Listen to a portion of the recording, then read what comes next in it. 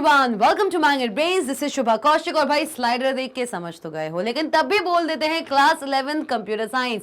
जी हाँ students, class 11 computer science topic है आपका क्या भाई? Programming tools part 3। जी हाँ, सॉफ्टवेयर टॉपिक चल रहा था। सॉफ्टवेयर में हमने पढ़ा था, सॉफ्टवेयर को हम ब्रॉडली कैटेगराइज कर सकते हैं 3 कैटेगरीज में। पहला सिस्टम सॉफ्टवेयर जो हम कंप्लीट कर चुके हैं, सेकंड प्रोग्रामिंग टूल्स जो अभी चल रहा है, और थर्ड जो हमारा कैटेगरी आएगा सॉफ्टवेयर के अंदर, that is application software. Programming tools को मैं 2 पार्ट्स में ऑलरेडी आपके सामने ला चुकी हूं, programming tools part 1 and programming tools part 2। उन दोनों ही प्रोग्रामिंग टूल्स पार्ट्स में हमने क्या क्या देखा? पहला वाला जो हमारा पार्ट था उसमें हमने मेंशन किया था classification of programming languages. Programming tools part 1 में हमने प्रोग्रामिंग लैंग्वेजेस का क्लासिफिकेशन देखा था कि कंप्यूटर टेक्नोलॉजी के अंदर कितनी टाइप की प्रोग्रामिंग लैंग्वेजेस होती हैं। कौन कौन सी थी भाई? कौन कौन सी थी? हमारे पास होती है एक मशीन लैंग्वेज, फिर होती है एक असेंबली लैंग्वेज, और होती है हमारी हाई लेवल लैंग्वेज। ये तीनों ही लैंग्वेजेस कैसी होती हैं, कैसे ये एक दूसरे से डिफरेंट होती हैं, और कैसे इनका इंपैक्ट आज की कंप्यूटर टेक्नोलॉजी पर पड़ा हुआ है, ये सारी चीजें हम प्रोग्रामिंग टूल्स पार्ट 1 में कंप्लीट कर चुके हैं। पार्ट 2 पे जब आए थे तो पार्ट 2 में हमने डिस्कस किया था डिटेल तरीके से लैंग्वेज ट्रांसलेटर्स के बारे में। जी हाँ, लैंग्वेज ट्रांसलेटर क्या होता है, व्हाट इज अ ट्रांसलेटर, और क्या एक ट्रांसलेटर एक सॉफ्टवेयर होता है या फिर एक डिवाइस होता है, इस पर भी खूब बहस हुई थी। जी हाँ, और हमने डिस्कस किया था किस बारे में कि कितने टाइप के ट्रांसलेटर्स आपको देखने को मिलते हैं। तो भैया कौन कौन से थे? Compiler, interpreter and assembler. क्या ये बोलना ठीक रहेगा? नहीं, assembler, compiler and then interpreter, ये तीनों ही लैंग्वेज ट्रांसलेटर्स हम डिस्कस कर चुके थे। तो भाई अब बारी आ चुकी है प्रोग्रामिंग टूल्स पार्ट 3 की, जिसके अंदर हम डिस्कस करने वाले हैं। क्या डिस्कस करने वाले हैं भाई? Program development tools. कौन सी चीज है भाई? कौन सी चीज है? Program development tools. क्या होते हैं प्रोग्रामिंग डेवलपमेंट टूल्स? होते क्या है प्रोग्राम डेवलपमेंट टूल्स? भाई नाम ही देख लो, पहले तो नाम देखो। किसी भी टॉपिक को शुरू करने से पहले उसका जो नेम होता है उसको अच्छे से देखने की कोशिश किया करो, क्योंकि किसी भी टॉपिक का नेम, आधे से ज्यादा चीजें उसका नेम ही बता देता है कि ये टॉपिक आखिर है किस चीज का। प्रोग्राम डेवलपमेंट टूल्स मतलब ऐसे टूल्स जो किसी भी प्रोग्राम को डेवलप करने में यूज आते हैं, वो कहलाते हैं आपके प्रोग्राम डेवलपमेंट टूल्स। मतलब हम यहाँ पढ़ने वाले हैं ऐसे टूल्स के बारे में जिनकी हेल्प से मैं एक प्रोग्राम डेवलप कर सकती हूँ। अब चाहे वो किसी भी लैंग्वेज में हो, चाहे असेंबली लैंग्वेज में हो, चाहे आपका हाई लेवल लैंग्वेज में हो, यहाँ की आपके मशीन लैंग्वेज में भी कोई ना कोई एक प्रोग्राम हो। इन तीनों ही लैंग्वेजेस में अगर आप एक प्रोग्राम बनाते हैं तो एक प्रोग्राम को बनाने के लिए, एक प्रोग्राम को डेवलप करने के पीछे जिन जिन टूल्स की हमें आवश्यकता पड़ती है वो हम पढ़ने वाले हैं। चलिए आइए, सबसे पहला सॉरी, टेक्स्ट एडिटर। भाई किसी भी लैंग्वेज में कोई भी प्रोग्राम लिखोगे, किसी भी लैंग्वेज में कोई भी प्रोग्राम लिखोगे, उस पर्टिकुलर प्रोग्राम को लिखने के लिए एक जगह तो चाहिए, एक प्लेटफॉर्म तो चाहिए, या फिर सीधा सीधा मैं ये कह दूं कि एक डेवलपमेंट एनवायरनमेंट तो चाहिए। आपको चाहिए एक ऐसा सॉफ्टवेयर जो आपको अलाउ करता है to write a program in any computer language, in any computer programming language। और ऐसा सॉफ्टवेयर जो आपको अलाउ करे to write any program, that software is known as a text editor software। क्या कहलाता है? इसको आप टेक्स्ट एडिटर, इसको आप टेक्स्ट एडिटर कह लीजिए, या कह लीजिए क्या भाई लोग, या कह लीजिए क्या भाई, या कह सकते हो क्या भाई, नाम पता है आप सबको, प्रोग्रामिंग टूल्स या प्रोग्रामिंग टूल्स पार्ट 1 या पार्ट 2 में ये चीज आप देख चुके थे। मेरे ख्याल से पार्ट 1 में हम ये चीज देख चुके थे कि एक टेक्स्ट एडिटर सॉफ्टवेयर को आप क्या बुलाते हो? एक टेक्स्ट एडिटर सॉफ्टवेयर को आप बुला सकते हो एक कोड एडिटर भी। क्या बुला सकते हो भाई? इसको आप एक कोड एडिटर सॉफ्टवेयर भी बोलते हैं। आप एक टेक्स्ट एडिटर सॉफ्टवेयर को एक कोड एडिटर सॉफ्टवेयर भी बोलते हैं। ये बात तो हम सब जानते हैं, ये बात तो हम सब जानते हैं भाई, ये बात हम जानते हैं। तो भैया देख लें इसको और आगे बढ़ लें क्या? चलिए मैम, तो आगे बढ़ते हैं। क्या होता है एक टेक्स्ट एडिटर सॉफ्टवेयर? इतना तो हम समझ चुके हैं कि एक ऐसा सॉफ्टवेयर जहां पे हम एक प्रोग्राम बनाते हैं। चलिए आइए, text editor is a software, ये बात तो हम सब जान गए हैं, बहुत अच्छे से जान गए भाई कि एक सॉफ्टवेयर की ही बात चल रही है। आ जाओ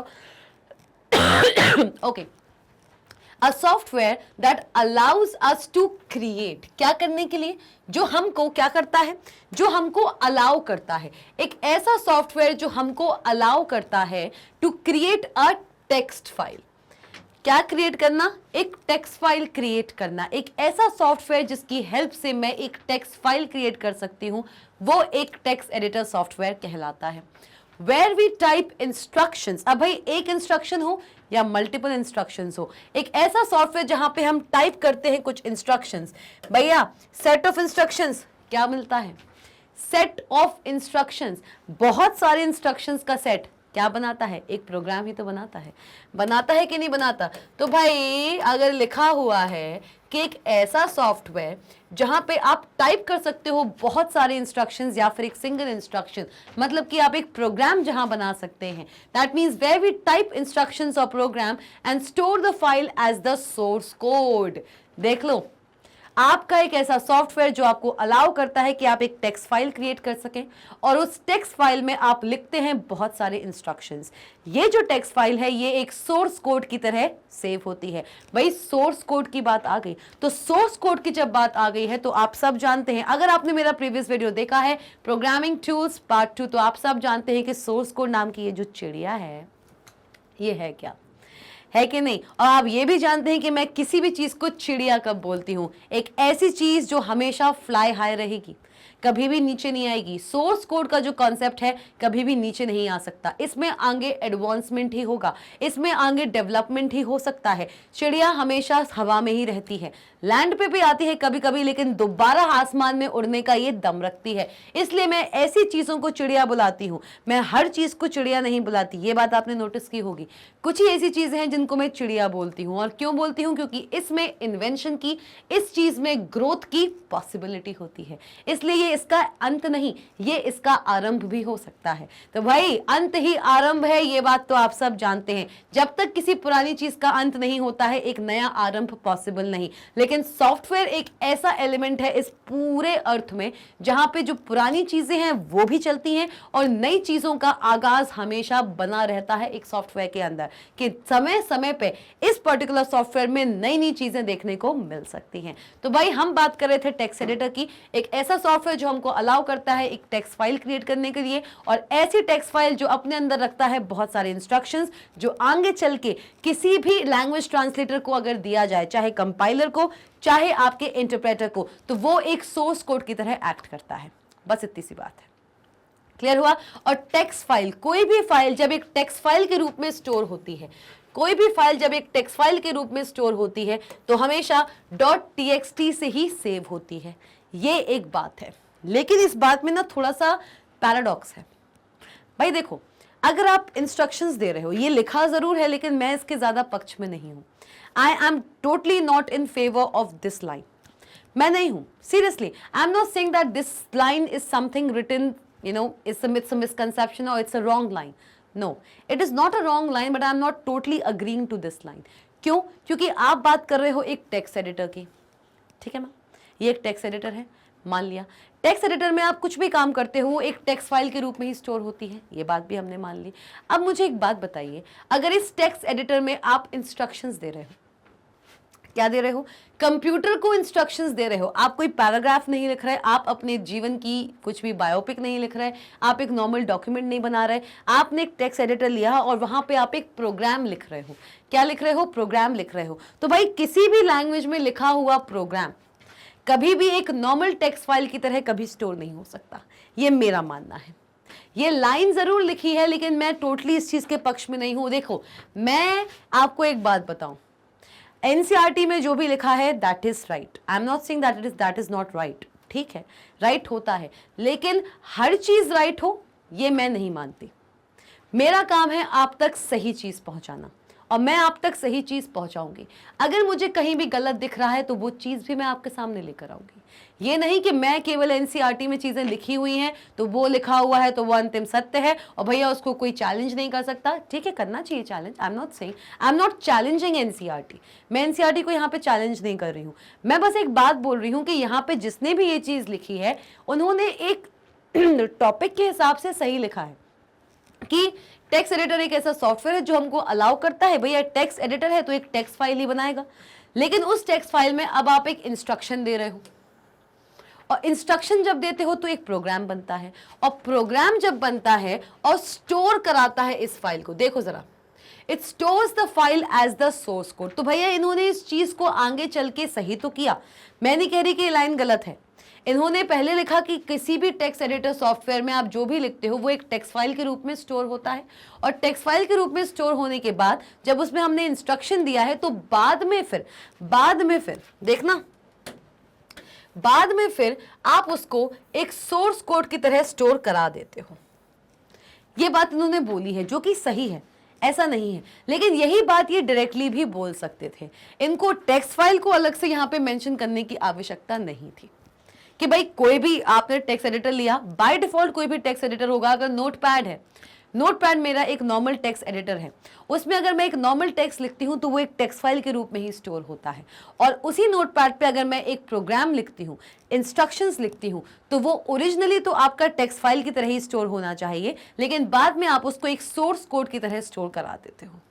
तो भाई ऐसे पता है क्या होता है, इससे बच्चे थोड़े से कंफ्यूज होते हैं कि आप एक बात बता दो, वो .txt में ही स्टोर होगी या फिर जिस प्रोग्रामिंग लैंग्वेज में वो लिखी हुई है उस प्रोग्रामिंग लैंग्वेज के एक्सटेंशन में स्टोर होगी।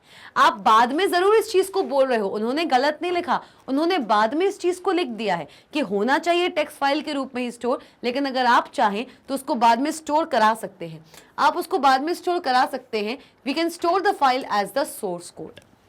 अब इसका एग्जाम्पल देखो, इसका आप एग्जाम्पल देखिए, पहले एग्जाम्पल देखेंगे तो मेरी चीज को आप अच्छे से समझ पाएंगे। आइए, नोटपैड पे काम किया है, आप बताइए मुझे आप में से ऐसे कितने बच्चे हैं जिन्होंने नोटपैड पे काम किया हुआ है। अगर आपने नोटपैड पे काम किया है तो जाइए कमेंट सेक्शन में और मुझे बताइए कि you have worked on notepad. Notepad एक हमारा ऐसा सॉफ्टवेयर होता है जो कि एक टेक्स्ट एडिटर सॉफ्टवेयर है। टेक्स्ट एडिटर सॉफ्टवेयर है, इसका मतलब क्या हुआ कि मतलब इस नोटपैड पे हम बहुत सारा टेक्स्ट लिख सकते हैं, टेक्स्ट हम यहाँ पे बहुत सारा लिख सकते हैं। ये मेरा नोटपैड है, ठीक है मैम। अब इस नोटपैड पे मैं क्या क्या लिख सकती हूं, मैं इसमें कुछ भी लिख सकती हूं। मैंने यहां पे लिख दिया हाय दिस इज MB, ठीक, और फिर मैंने लिख दिया वेलकम टू आवर स्पेस। भाई मैंने बहुत कुछ लिख दिया। अब ये मैंने एक टेक्स्ट लिखा हुआ है, लेकिन क्या ये इंस्ट्रक्शंस है? नहीं है, नॉर्मल टेक्स्ट है जो आपने नोटपैड सॉफ्टवेयर को खोल के लिख दिया। क्या समस्या है? अब आप इस फाइल को जब सेव करोगे ना, सपोज करो मैंने इसको सेव किया, फाइल ऑप्शन पे मैं गई, ऊपर फाइल ऑप्शन मिलता है नोटपैड पे, फाइल पे गई, सेव पे क्लिक किया, सेव एज डायलॉग बॉक्स मेरे सामने खुल के आया। इस पूरी फाइल को मैंने सेव किया है, इसको मैंने सेव कर दिया, इसको मैंने सेव किया है। कैसे? इसको मैंने सेव किया है, सपोज MB डॉट, नीचे टाइप आता है और ऑटोमेटिकली इसमें TXT लग के आ जाएगा। MB.txt से मैंने इसको सेव कर दिया, ठीक है मैम, .txt से मैंने इसको सेव कर दिया। ओके, आ जाओ। तो भाई ये जो मेरी फाइल है, जब भी मैं इस फाइल को ओपन करना चाहूंगी तो जिस फोल्डर के अंदर मैंने इसको सेव किया है, I just have to go to the MB file and I will double click on this file and this file will be opened in the similar manner as it is opened in front of us right now, right. तो भाई ये मेरी file save हो गई एक text file के रूप में, ठीक है मैम। इनकी बात जो उन्होंने बोली बहुत सही बोली, कुछ गलत नहीं बोला। ये एक टेक्स्ट फाइल के रूप में यहाँ पे स्टोर हो गई है, ये एक टेक्स्ट फाइल के रूप में यहाँ पे स्टोर हो गई है, ठीक है। अब ये तो मैंने एक नॉर्मल टेक्स्ट लिखा है, कोई इंस्ट्रक्शन नहीं दिया, कोई प्रोग्राम नहीं लिखा, ठीक है मैम। आइए,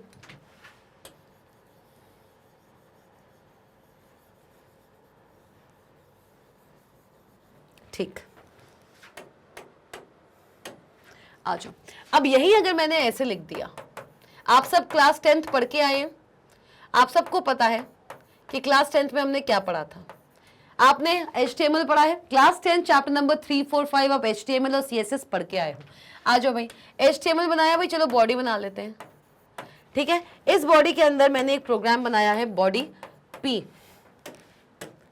अ पैराग्राफ। यहां पे भी मैं कुछ ना कुछ लिख रही हूं, ठीक है, यहां पे भी मैं कुछ ना कुछ लिख रही हूं। एंड फिर मैंने इसको बंद किया, और फिर मैंने HTML को भी बंद कर दिया। अब देखो इस बात को, नोटपैड था, नॉर्मल नोटपैड पे मैंने यहाँ पे इंस्ट्रक्शंस दिए हुए हैं। अब ये एक नॉर्मल टेक्स्ट नहीं है, ये एक आपका इंस्ट्रक्शन है। अच्छा देखिए, इस लाइन को पढ़िए ध्यान से। A software that allows us to create a text file, एक ऐसा सॉफ्टवेयर जो मुझे अलाउ करता है कि मैं एक टेक्स्ट फाइल क्रिएट कर सकूं। बाय डिफॉल्ट नोटपैड एक टेक्स्ट एडिटर है, आप इसमें कोई भी चीज लिखेंगे वो एक टेक्स्ट फाइल के रूप में ही स्टोर होगी, और आप इसमें लिख सकते हैं इंस्ट्रक्शंस भी, और बाद में आप इसको स्टोर करा सकते हैं as the source code. Source code की तरह स्टोर कराने का मतलब क्या हुआ कि अब आपकी ये जो फाइल है ये एक नॉर्मल टेक्स्ट फाइल की तरह स्टोर नहीं होगी, ये एक प्रोग्रामिंग कोड की तरह, एक सोर्स कोड की तरह ही स्टोर होने वाली है।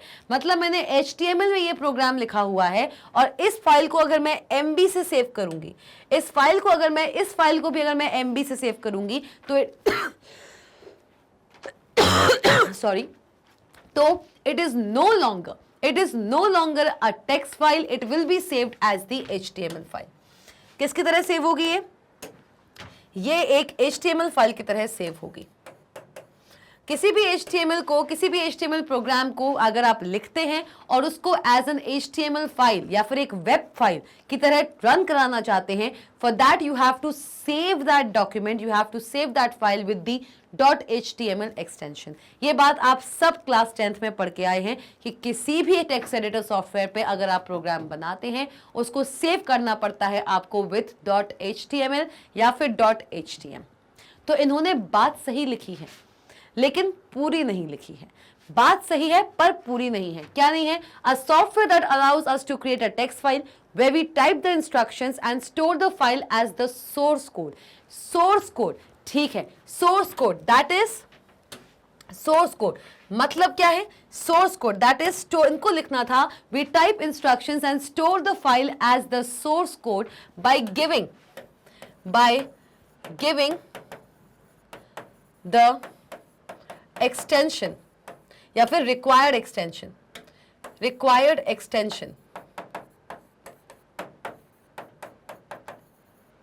of the programming language।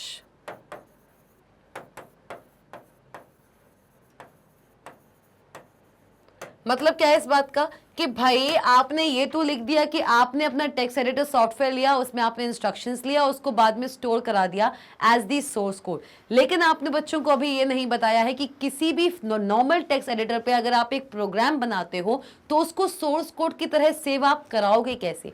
ऐसे कराओगे कि आपको सिंपली फाइल पे जाना है, सेव एज पे जाना है, और .txt चूज ना करके आपने जिस प्रोग्रामिंग लैंग्वेज में ये प्रोग्राम लिखा है उसका एक्सटेंशन ही आपको यूज करना है। तो इनका सेंटेंस करेक्ट है पर इनकम्प्लीट है, तो कोई बात नहीं, हमने यहाँ पे इसको कंप्लीट कर दिया है। क्या बोला है भाई कि a text editor is a software that allows us, by default तो ये हमको अलाउ करेगा कि हम एक टेक्स्ट फाइल क्रिएट करें, लेकिन अगर आप चाहें तो इस सेम टेक्स्ट एडिटर सॉफ्टवेयर पे आप एक प्रोग्राम भी लिख सकते हैं और बाद में उस पर्टिकुलर फाइल को आप उस प्रोग्राम के एक्सटेंशन से सेव कराएं, तभी वो एक सोर्स कोड की तरह एक्ट करेगा।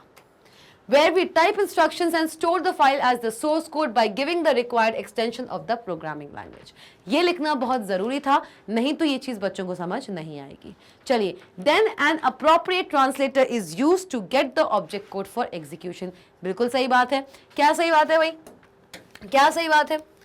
देख लेते हैं भाई क्या सही बात है। भाई आपने एक फाइल बनाई, किस नाम की? mb.html नाम की। आपने mb.html नाम की फाइल बना ली है, ठीक है मैम, mb.html नाम की फाइल हमारी बन चुकी है। अब ये हमारी अब एक नॉर्मल टेक्स्ट फाइल ना हो के कैसी फाइल है? ये एक वेब फाइल है, एक वेब पेज फाइल है, क्योंकि मैंने इसको mb.html से सेव कर दिया है। अब भैया ये तो मेरा HTML का प्रोग्राम था, तो इसको तो अलग से ट्रांसलेटर की जरूरत नहीं है, ये सिंपली आपके वेब ब्राउजर की हेल्प से डिस्प्ले हो जाता है, क्योंकि HTML के अंदर आप किसी भी डेटा की स्टोरिंग नहीं कराते हो।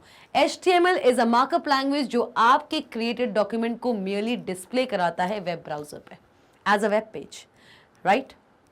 लेकिन अगर मैंने किसी अदर प्रोग्रामिंग लैंग्वेज में, चाहे असेंबली लैंग्वेज में, चाहे हाई लेवल लैंग्वेज में कोई प्रोग्राम बनाया इन अ नॉर्मल टेक्स्ट एडिटर, तो उस प्रोग्राम को मैं उस प्रोग्रामिंग लैंग्वेज के एक्सटेंशन से सेव करूंगी, और सेव करने के बाद, जैसे कि मैं यहाँ पे पाइथन में एक प्रोग्राम लिख रही हूँ, चलिए आइए, पाइथन आप पढ़ने ही वाले हैं, आगे चल के आप पाइथन पढ़ेंगे। मैं एक नॉर्मल पाइथन का यहाँ पे प्रोग्राम लिख रही हूँ। अगर वो प्रोग्राम आपको समझ नहीं आता है, टेंशन नहीं लो, चैप्टर 1 ही है अभी, बहुत बड़ा सफर है भाई, सफर बहुत लंबा है, करेंगे उसको कवर, डोंट वरी भाई। आ जाओ, क्या कर रहे हैं, मैं यहाँ पे एक पाइथन का प्रोग्राम बनाने वाली हूँ,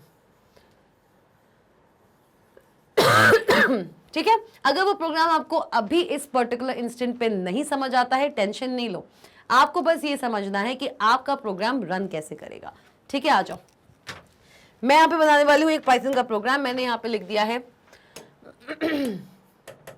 a is equals to,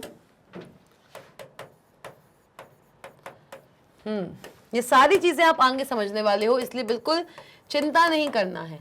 enter a, ठीक, फिर आओ,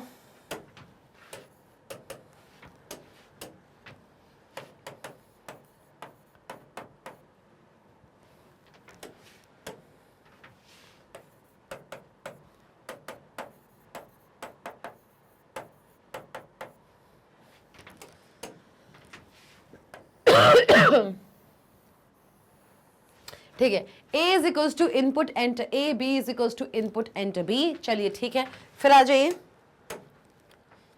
c इज इक्वल्स टू,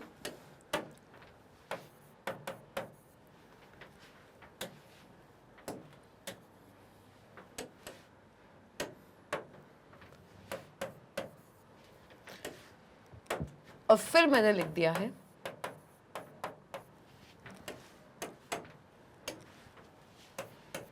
चलो भाई, ये मैंने एक प्रोग्राम बनाया है, किसका, मैंने ये प्रोग्राम बनाया है आपका पाइथन में। और एक बात याद रखिए, पाइथन में आप जब भी कोई प्रोग्राम बनाते हैं तो हमेशा उस फाइल को, जिस भी सॉफ्टवेयर में आपने वो प्रोग्राम बनाया है, उस सॉफ्टवेयर की उस फाइल को आप सेव कराते हैं विद .py एक्सटेंशन। किस एक्सटेंशन से भाई, किस एक्सटेंशन से, हमेशा पाइथन की फाइल को आप .py एक्सटेंशन से सेव कराएंगे, तभी वो फाइल एक पाइथन फाइल की तरह ट्रीट की जाएगी, एक पाइथन सोर्स कोड की तरह ट्रीट की जाएगी। जो बात मैंने यहाँ पे लिखी है वो ऐसे ही होगा भाई। कोई भी एक नॉर्मल एडिटर का फाइल एक सोर्स कोड की तरह तब एक्ट करने लगती है जब उस फाइल को मैं उस प्रोग्रामिंग लैंग्वेज के एक्सटेंशन से सेव कराती हूं जो पहले से ही डिफाइंड है। अगर नहीं कराया तो वो एक नॉर्मल टेक्स्ट फाइल की तरह ही एक्ट करेगी, ठीक है। आइए, .py एक्सटेंशन से मैंने इसको सेव किया है, मतलब अब ये हो गई है मेरी कौन सी, मैंने ये नोटपैड में लिखा, लिख दिया। नोटपैड पे लिखने के बाद, नोटपैड पे लिखने के बाद मैंने इसको सेव किया है विथ सम, ये मैंने नाम दिया सम डॉट py। मैंने इस एक्सटेंशन से इस फाइल को सेव करा दिया, ठीक भाई, करा दिया, हाँ जी मैम। sum.py से मैंने इसको सेव करा है, तो अब ये मेरा एक नॉर्मल टेक्स्ट फाइल ना हो के ये बन चुका है मेरे पाइथन का सोर्स कोड। और भैया ये बन चुका है पाइथन का सोर्स कोड sum.py। HTML में हमें ट्रांसलेटर की जरूरत नहीं थी, पर यहाँ हमको ट्रांसलेटर की जरूरत है। और पाइथन में जो ट्रांसलेटर काम आता है दैट इज द इंटरप्रेटर। क्यों आता है, कंपाइलर की जरूरत क्यों नहीं पड़ती है, ये जब हम पाइथन शुरू करेंगे तो बहुत अच्छे से डिटेल्ड मैनर में पढ़ेंगे। अभी बस इतना समझो कि पाइथन में लिखे हुए प्रोग्राम को अगर एग्जीक्यूट कराना है तो इस पूरे के पूरे कोड को machine code that is object code में कन्वर्ट कराने के लिए भाई बहुत खांसी आ रही है, I know, sorry for this. चलिए भाई, कोई भी प्रोग्राम हो, चाहे आपने पाइथन में लिखा हो, चाहे C++ में लिखा हो, चाहे जावा में लिखा हो, या लिखा हो आपने असेंबली लैंग्वेज में, किसी भी लैंग्वेज में आपने प्रोग्राम लिखा है, इस्तेमाल तो इंग्लिश के वर्ड्स का ही किया है। कंप्यूटर तो समझेगा नहीं, कंप्यूटर को सिर्फ एक ही लैंग्वेज आती है, एक ही भाषा आती है, वो है आपका 0 और 1। तो भाई क्या करना पड़ेगा, अब भाई पाइथन का प्रोग्राम बना लिया, पाइथन के प्रोग्राम को एक नाम दे दिया, सम नाम, और .py से सेव करा दिया, तो अब ये एक नॉर्मल टेक्स्ट फाइल नहीं रही, ये एक पाइथन सोर्स कोड बन चुका है। और इस पाइथन सोर्स कोड को अगर मुझे ऑब्जेक्ट कोड में कन्वर्ट करना है तो मुझे इस पाइथन सोर्स कोड को एक पर्टिकुलर ट्रांसलेटर को देना पड़ेगा। मतलब कि ये जो मेरा sum.py है ना, ये जो मेरा sum.py है, देख लो बढ़िया भैया, ध्यान से देखो इसको, बहुत अच्छा डायग्राम बना रही हूं मैं। sum.py को मुझे क्या कराना पड़ेगा, कन्वर्ट कराना पड़ेगा। क्या कराना पड़ेगा, sum.py को मैं किसे दूंगी, sum.py को मैं दूंगी किसको भाई, किसको जाएगा भैया, ये जाएगा आपके ट्रांसलेटर को। और कौन से ट्रांसलेटर को, ये जाएगा आपके इंटरप्रेटर को। किसको जाएगा? इंटरप्रेटर को। और ये बात आप आगे जान जाएंगे कि इंटरप्रेटर को ये क्यों दिया जा रहा है, क्यों इंटरप्रेटर ही यहाँ पे यूज हो रहा है, ये भी आप जानने वाले हैं आगे जब हम पाइथन का इस्तेमाल करेंगे।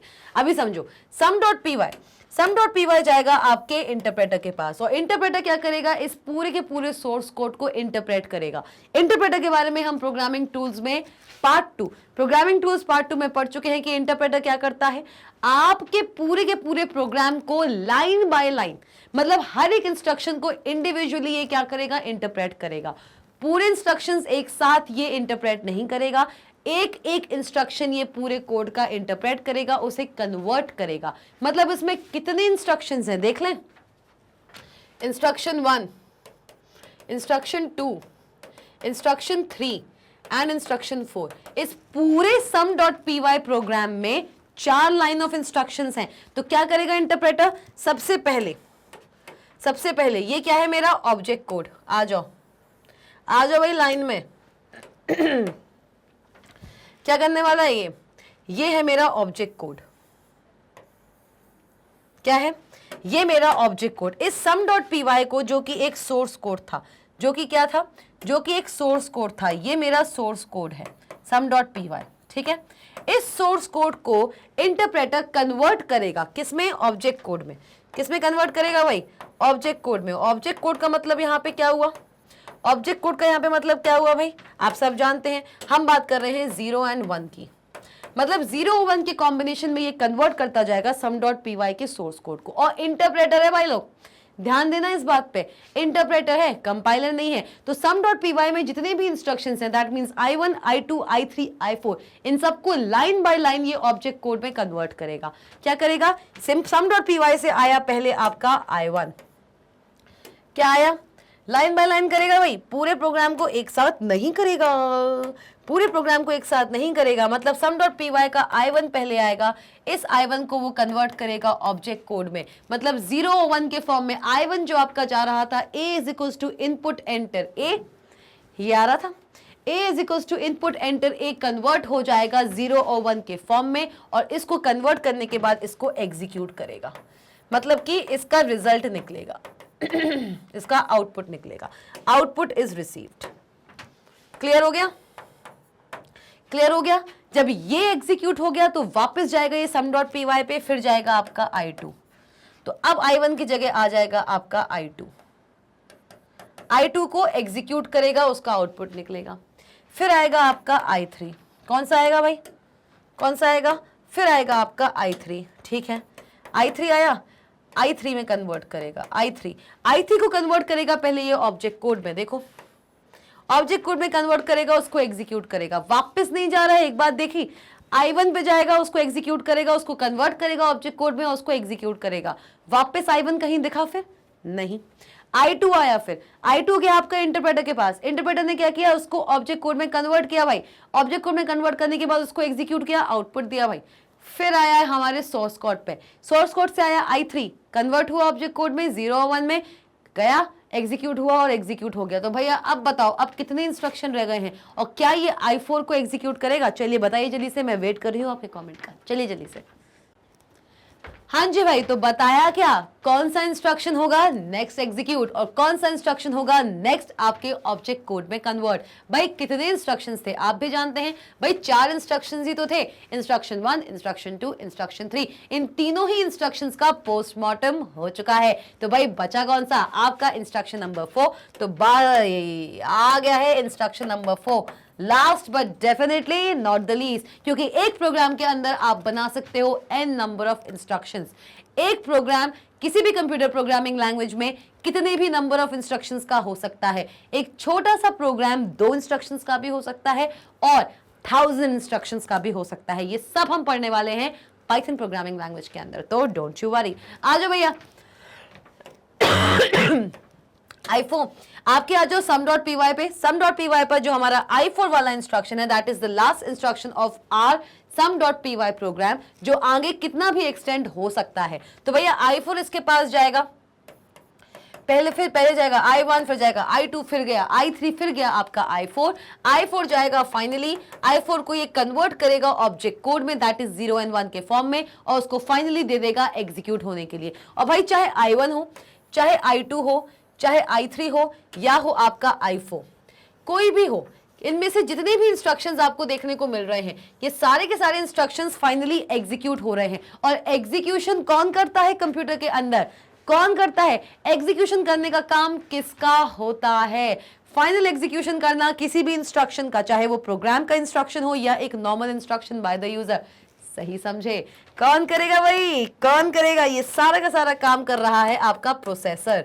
कौन कर रहा है भाई लोग? प्रोसेसर, मतलब आपका सीपीयू। सीपीयू के पास जाएगा ये मशीन कोड, और ये सीपीयू इसको एग्जीक्यूट करेगा और आउटपुट रिटर्न करेगा। किस पे? आपके पाइथन कंसोल पे। क्लियर हुआ? ये सब चीजें आपको पता चलेंगी। अगर अभी कुछ टर्म्स, कुछ टर्मिनोलॉजीज, कुछ चीजें आपको नहीं समझ आ रही होगी इस प्रोग्राम में, चिंता नहीं करना, सब समझ आएगा आगे के चैप्टर्स में। चलिए आइए, तो भाई मोटा मोटा सा ये है कि टेक्स्ट एडिटर एक ऐसा सॉफ्टवेयर होता है जिसमें आप बहुत सारे इंस्ट्रक्शंस दे सकते हो।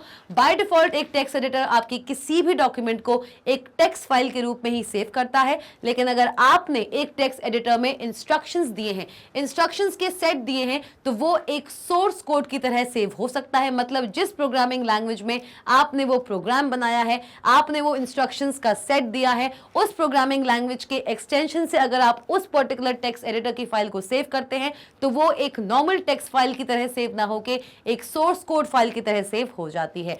और ये जो सोर्स कोड फाइल है, फिर आप उसको देते हो एक ट्रांसलेटर के पास। जैसे कि हमने पाइथन का भी एग्जांपल देखा, ट्रांसलेटर जो हमने यूज किया है दैट वाज इंटरप्रेटर।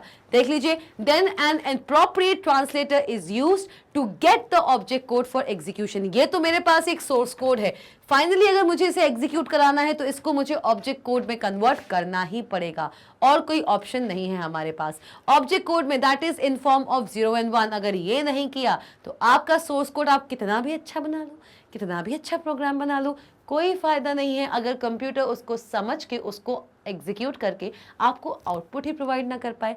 क्या फायदा है आपके इस प्रोग्राम को बनाने का? फिर है कि नहीं? चलिए आइए, आजो भाई आगे बढ़ते हैं। इंटीग्रेटेड डेवलपमेंट एनवायरनमेंट, जो नेक्स्ट हमारा प्रोग्राम डेवलपमेंट टूल है जो एक प्रोग्राम को डेवलप करने में काम आता है, that is the integrated development environment. क्या होता है ये? आईडीई। एक बात बताऊं, इंटीग्रेटेड डेवलपमेंट एनवायरनमेंट हमारे किसी भी नॉर्मल टेक्स्ट एडिटर का एडवांस्ड वर्जन होता है। एक नॉर्मल टेक्स्ट एडिटर, जैसे कि हमने नोटपैड की बात की, वो अपने साथ कुछ लिमिटेड फीचर्स के साथ आता है। हर प्रोग्रामिंग लैंग्वेज का प्रोग्राम आप एक नॉर्मल टेक्स्ट एडिटर पर नहीं बना सकते। इसका मतलब यह हुआ कि सीधे सीधे भाषा में अगर मैं आपसे बोलूं कि अगर पाइथन का प्रोग्राम आप लिख रहे हो, या आप ASP का प्रोग्राम लिख रहे हो, या किसी भी अदर कंप्यूटर प्रोग्रामिंग लैंग्वेज का प्रोग्राम लिख रहे हो, वो आप एक नॉर्मल नोटपैड पर नहीं लिख सकते। नोटपैड के पास होते हैं कुछ लिमिटेड फीचर्स जो हर प्रोग्रामिंग लैंग्वेज को सपोर्ट नहीं करता, जैसे कि ASP language, that is active server pages, जो कि एक बैकएंड लैंग्वेज होती है HTML में, या फिर सॉरी हमारे वेब डेवलपमेंट में। और हमारे बहुत सी अदर लैंग्वेजेस हैं जैसे कि जावास्क्रिप्ट, और है हमारा क्या, जावास्क्रिप्ट के हम प्रोग्राम्स लिख सकते हैं। वैसे PHP के प्रोग्राम्स हम अगर चाहें तो नोटपैड पर लिख सकते हैं, लेकिन सजेस्ट किया जाता है कि नोटपैड पर मत लिखिए।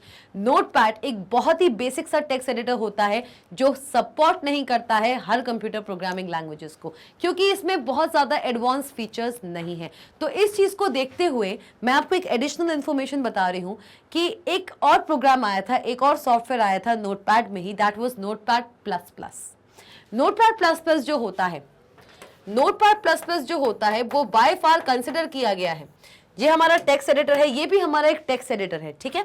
This is also a text editor, ये भी एक टेक्स्ट एडिटर है, और ये बाय फार कंसिडर किया गया है। It is by far considered as the extended version. Extended version, ये एक्सटेंडेड वर्जन होता है किसका? किसका एक्सटेंडेड वर्जन है? ये एक्सटेंडेड वर्जन है किसका? आपके नोटपैड का। मतलब कि जो फीचर्स आपको नॉर्मल नोटपैड पर नहीं मिलते, वो फीचर्स आपको नोटपैड प्लस प्लस पे मिल जाते हैं। और बाय फार इसको कंसिडर किया गया है as the best text editor platform for creating web programs या वेब डेवलपमेंट, वेब पेजेस बनाने के लिए। मतलब HTML के अगर आपको प्रोग्राम्स लिखने हैं या CSS के आपको प्रोग्राम्स लिखने हैं तो नोटपैड प्लस प्लस पे आप आसानी से लिख सकते हो। क्यों? क्योंकि नोटपैड प्लस प्लस अपने साथ साथ जो बेसिक फीचर्स हैं नोटपैड के वो तो लाता ही लाता है, प्लस कुछ एडवांस फीचर्स भी ये कंटेन करता है जो कि एक प्रोग्रामिंग लैंग्वेज में लिखे हुए इंस्ट्रक्शंस को अच्छे से सपोर्ट करेगा। क्लियर? चलिए आइए अब हम बात कर रहे हैं integrated development environment. Visual studio code का नाम सुना है, या फिर पाइथन आईडीएलई का, या फिर आपने नाम सुना होगा एनाकोंडा का, एक्लिप्स का। ये सारे के सारे ऐसे सॉफ्टवेयर्स हैं जो आपको एक इंटीग्रेटेड डेवलपमेंट एनवायरनमेंट प्रोवाइड कराते हैं। मतलब ऐसे एडिटर्स, ऐसे टेक्स्ट एडिटर्स जहां पे आप बहुत सारी प्रोग्रामिंग लैंग्वेजेस में अलग अलग प्रोग्राम्स डिजाइन कर सकते हैं। नॉर्मल टेक्स्ट एडिटर की बस की बात नहीं थी कि वो इतने ज्यादा हाईली कॉम्प्लेक्स प्रोग्रामिंग लैंग्वेजेस के प्रोग्राम्स को अच्छे से कोड करा सके, अच्छे से कोडिंग करा सके, अच्छे से लिखवा सके। इसी चीज को देखते हुए इंटीग्रेटेड डेवलपमेंट एनवायरनमेंट नाम के जो सॉफ्टवेयर्स हैं, ऐसे सॉफ्टवेयर्स जो इस एनवायरनमेंट को कंटेन करते हैं, उनका डेवलपमेंट किया गया। An environment that provides interface and environment to code, एक ऐसा environment जो हमको प्रोवाइड करता है, पूरा का पूरा environment प्रोवाइड करना। environment का मतलब क्या होता है? environmental studies पढ़ी है, अब तो हट गया है आपके सिलेबस से, लेकिन जब मैं क्लास 10th में थी, that was back in 2013, या 2013 when I was in class 10th, तब मेरे पास एक सब्जेक्ट था जिसका नाम था environmental studies या environmental education। तो भाई एनवायरमेंटल एजुकेशन में हमें ये पता चलता था कि एनवायरनमेंट का मतलब क्या होता है।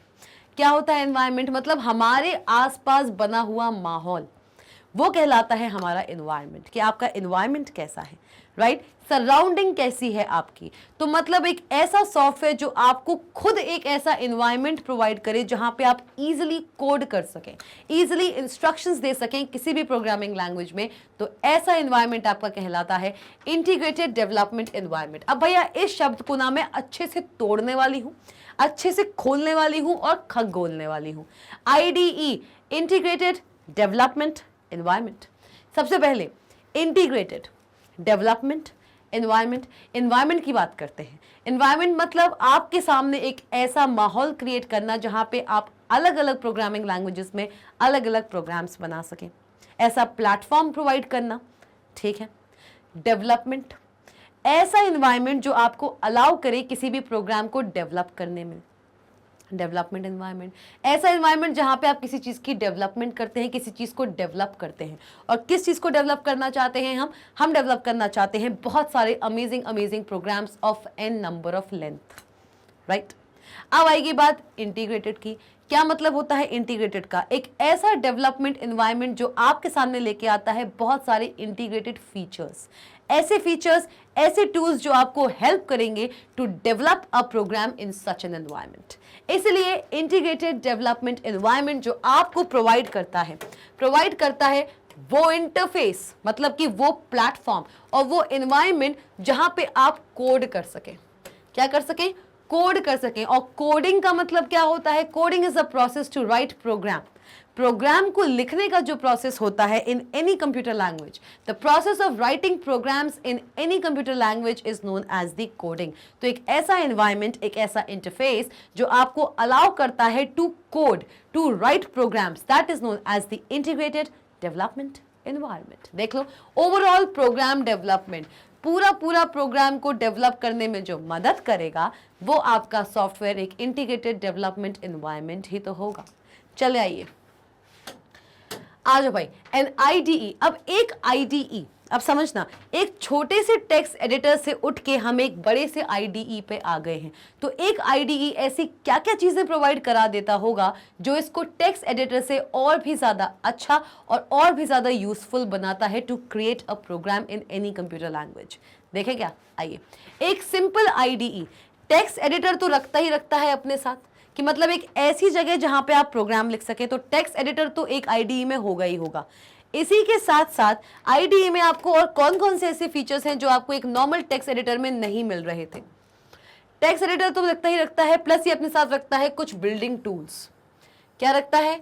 कुछ बिल्डिंग टूल्स, ऐसे टूल्स जो अलग अलग प्रोग्रामिंग लैंग्वेजेस में इस्तेमाल में आते हैं। हो सकता है कि मुझे किसी एक पर्टिकुलर कंप्यूटर प्रोग्रामिंग लैंग्वेज के बारे में इतनी जानकारी नहीं है, मुझे उसके कोड्स नहीं पता, मुझे उसके सिंटैक्सेस नहीं पता, पर मैं एक सॉफ्टवेयर कंपनी में हूं और मुझे बोला गया है कि आप इस लैंग्वेज में एक प्रोग्राम बनाओ।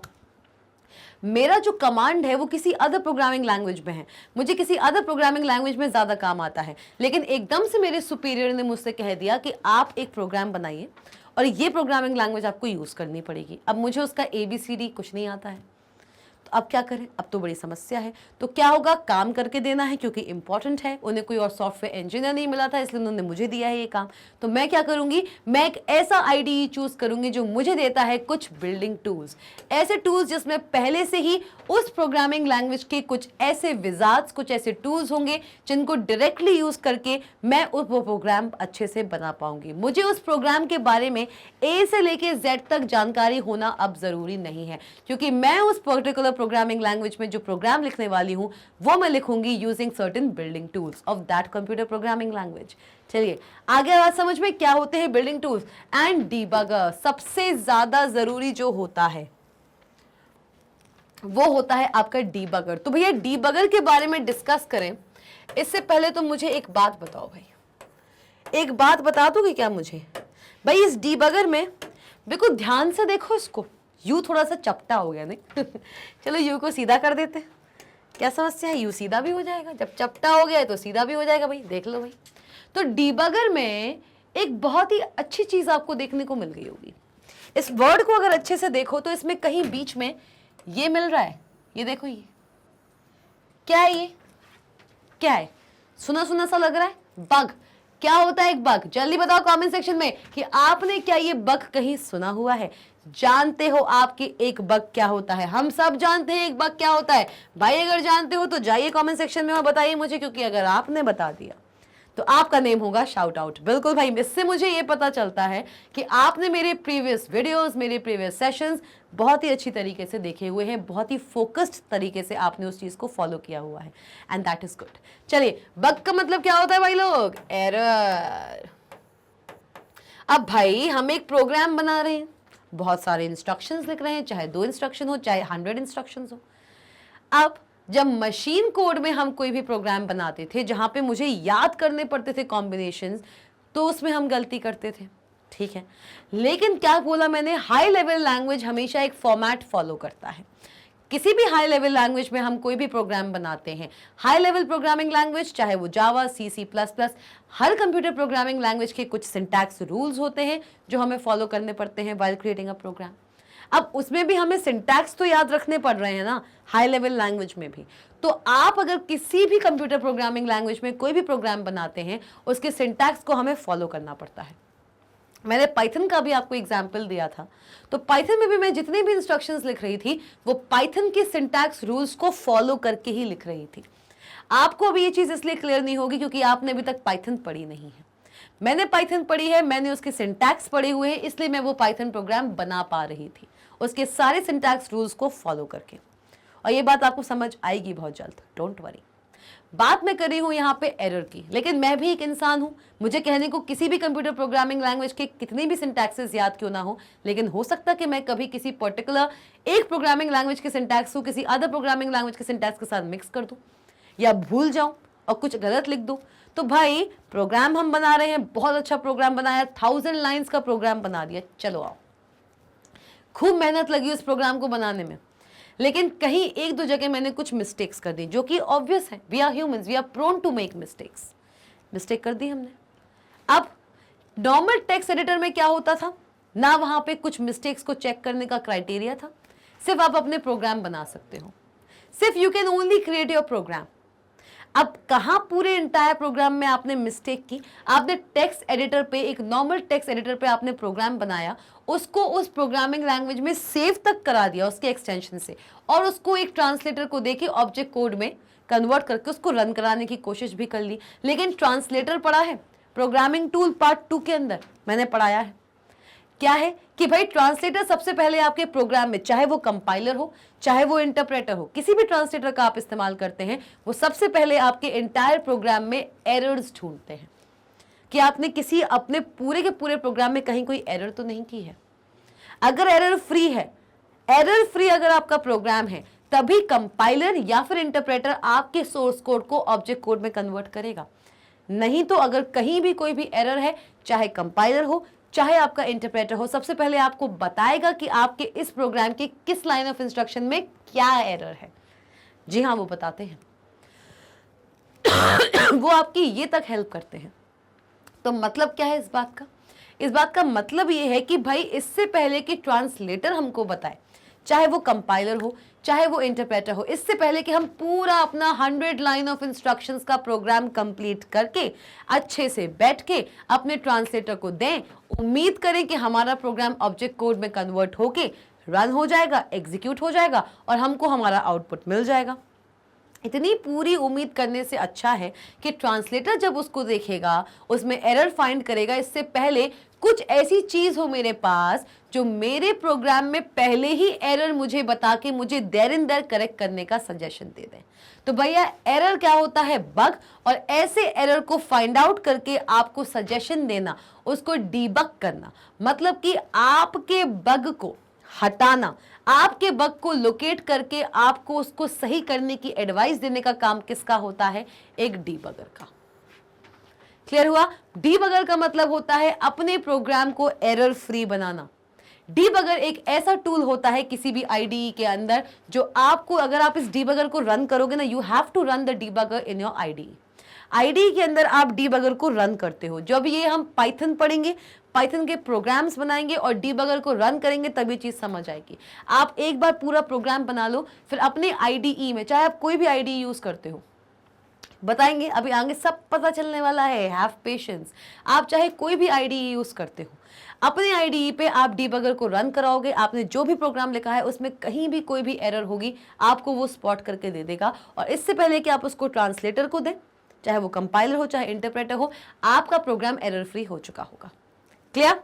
चलो आइए। तो भाई एक आईडीई टेक्स्ट एडिटर ही अकेला नहीं रखता है, वो अपने साथ ऐसे बहुत से फीचर्स रखता है जो आपके ओवरऑल प्रोग्रामिंग एक्सपीरियंस को और भी ज्यादा बेटर एंड और भी ज्यादा बेनिफिशियल बनाता है। एक आईडीई कंसिस्ट करता है text editor, building tools, debugger और इतना ही नहीं, ना जाने कितने ऐसी चीजें हैं जो एक आईडीई कंसिस्ट कर सकता है, कंप्राइज कर सकता है।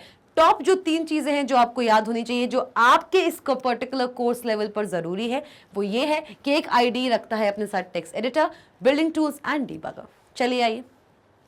अ program can be typed, compiled and debugged from the IDE directly. क्या मतलब है इस बात का? कि एक प्रोग्राम को आप एक आईडीई पे टाइप भी कर सकते हो यूजिंग द टेक्स्ट एडिटर, उसको कंपाइल भी कर सकते हो यूजिंग द कंपाइलर ट्रांसलेटर। मतलब पूरे प्रोग्राम को एक बार में कंपाइल करना, उसमें एरर्स देखना, अगर वो एरर्स फ्री है तो उसको ऑब्जेक्ट कोड में कन्वर्ट करना, ये वाला काम। और उसको डीबग करना, भैया कंपाइलर को देने से पहले उसको डीबग ही कर दो। कंपाइलर को देने से पहले उसको डीबग, क्योंकि कंपाइलर सिर्फ और सिर्फ एरर्स नहीं देखता है। कंपाइलर आपके प्रोग्राम में एरर देखने के बाद अगर उसमें एरर नहीं है तो उसको ऑब्जेक्ट कोड में कन्वर्ट भी करता है। वो 2 in 1 है। और डीबगर सिर्फ और सिर्फ आपके पूरे प्रोग्राम में जहां जहां बग्स हैं उसको लोकेट करके आपको सजेशंस देता है कि आप उसको डीबग कीजिए। तो आप एक आईडीई पे अपने प्रोग्राम को टाइप भी कर सकते हो, आईडीई के अंदर ही आप उसको कंपाइल भी करा सकते हो और आप उसको डीबग भी कर सकते हो फ्रॉम द आईडीई। कैसे? कैसे? डायरेक्टली। अलग से कंपाइलर को इंस्टॉल करने की जरूरत नहीं है। कंपाइलर एक ट्रांसलेटर है और ट्रांसलेटर एक सॉफ्टवेयर है, ये पढ़ा है? ट्रांसलेटर एक सॉफ्टवेयर है, तो अलग से एक ट्रांसलेटर को आपको यहाँ पे परचेस करके या डाउनलोड करके इंस्टॉल करने की जरूरत नहीं है। आपका अपना आईडीई सॉफ्टवेयर इनबिल्ट एक आपका ट्रांसलेटर लेकर आता है। आपको अलग से किसी ट्रांसलेटर को बाहर से कहीं से इंस्टॉल करने की जरूरत नहीं। आपका आईडीई अपने साथ ही रखता है एक उसका ट्रांसलेटर। उस ट्रांसलेटर को आप अपने आईडीई से डायरेक्टली रन करा सकते हो। क्लियर हुआ? मतलब एक आईडीई पूरी चीजों का एक सिंगल पैक है, कहीं बाहर जाने की जरूरत ही नहीं है। सब कुछ वहीं मिलेगा, ट्रांसलेटर भी, आपका कोड भी, आपका टाइप एडिटर भी और आपका रिजल्ट भी आपको वहीं दिख जाएगा। ये भी होता है एक आईडीई में। आपका आउटपुट भी आपको आईडीई में ही देखने को मिल जाता है। देखेंगे, सब देखेंगे, डोंट वरी। आइए एग्जाम्पल देख लीजिए। पाइथन का आईडीएलई है जो आप पढ़ेंगे। इस पूरे इंटायर सेशन में आप जिस आईडीएलई से डील करने वाले हो ना, जिस इंटीग्रेटेड डेवलपमेंट एनवायरनमेंट पे आप काम करोगे पूरे 11th में, वो है आपका Python IDLE. And not only 11th, not only class 11th, आप क्लास 12th में भी पाइथन आईडीएलई पे ही काम करने वाले हो। आइए, Python IDLE, NetBeans, Eclipse, Atom, Lazarus, ये सारे के सारे अलग अलग IDE हैं जो अपने साथ बहुत सारे एडवांस फीचर्स और बहुत सारे एक्साइटिंग टूल्स लेकर आते हैं। आप इनमें से किसी भी IDE का इस्तेमाल कर सकते हैं किसी भी स्पेसिफिक प्रोग्रामिंग लैंग्वेज में प्रोग्राम लिखने के लिए और उसको रन कराने के लिए। चलिए आइए डिबगर के बारे में थोड़ा सा हम जान लेते हैं क्या होता है। Debugger is a software to detect and correct errors in the source code. Debugger हमेशा सोर्स कोड पे काम करता है। किस पे काम करता है? ये सोर्स कोड लेवल पे काम करेगा। ऑब्जेक्ट कोड तक इसका कोई भी स्कोप नहीं होता है। ऑब्जेक्ट कोड तक सिर्फ और सिर्फ आपको ट्रांसलेटर ही पहुंचा सकता है, चाहे वो कंपाइलर हो या आपका इंटरप्रेटर हो। बात करेंगे हम डिबगर की। ये एक ऐसा सॉफ्टवेयर है आपकी IDE के अंदर। याद रखो कि भाई अगर ये मेरा IDE है जो एक बहुत बड़ा एनवायरनमेंट है, IDE है जो एक बहुत बड़ा एनवायरनमेंट है, तो इस एक IDE में आपको बहुत सी चीज़ें देखने को मिलेगी जिसमें से हम 3 चीज़ें यहाँ पे देखने वाले हैं। कौन कौन सी चीज़ें देखने वाले हैं? यहाँ पे होता है एक text editor. Text editor is a part of the IDE। एक टेक्स्ट एडिटर एक IDE का छोटा सा पार्ट होता है। आइए फिर होगा आपका क्या? फिर होगा आपका बिल्डिंग टूल्स। क्या होंगे? Building tools. आपके बिल्डिंग टूल्स भी यहां पे होंगे, ठीक है।